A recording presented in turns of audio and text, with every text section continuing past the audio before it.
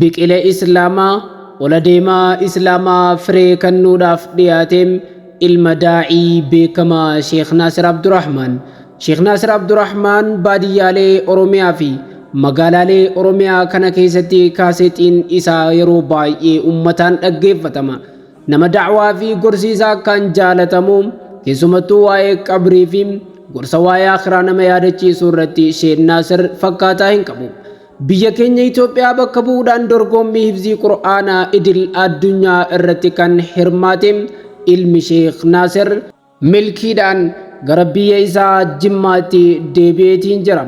Biyya keenya Itoophiyaa bakka bu'ee dorgommii hifzii Qur'aanaa idil addunyaa kan taasifame irratti hirmaate ilmi keenya daa'imni qaxaleen kan sheekha keenya Sheekh Naasir Abdurrahmaan guyyaa har'aan tanaa nagayaan gara magaalaa Jimmaatti deebi'eera. Iccitiin daa'ima qaxalee kana gara waltajjii idil addunyaatti fidee maali laata jechuun keessaniin oolamu.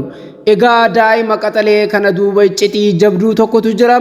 Iccitiin sunis waan nama ajaa'ibsiisuu fi waan nama dinqisiisu namoota milkaa'an hunda duuba kan jirudha.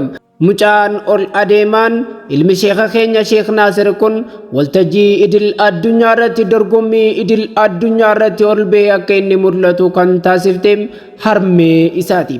Harmeen jabduun ilma ol baastee akka inni addunyaatti mul'atu gootiin gumaacha ilma kanaa keessatti qooda guddaa baachuudhaan sababa milkaa'ina guddaa kan taateef haati manaa Sheekh Naasir Abdurrahmaan fakkeenya dubartootaas taate fakkeenya ilmaan guddisuutis taate har'a ilma isiidha idil addunyaatti akka dorgomu taasifte.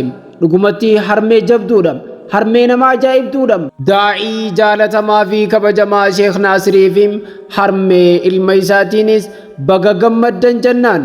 Ilma keenya daa'ima keenya qaxalee dorgommii addunyaa irratti dorgomee gara biyyaatti galeen baga nagaan galte kan jennuun taam ummanni magaalattii fi keessumattuu hawaasni kabajamaan Jimmaa buufata xiyyaaraa Abbaa Jifaaritti simannaa ho'aa daa'ima kanaaf taasistan keessumattuu ol adeemaa qaxalee ilma islaamaa kanaaf taasiftaniif galatoomaa isiniin jennam.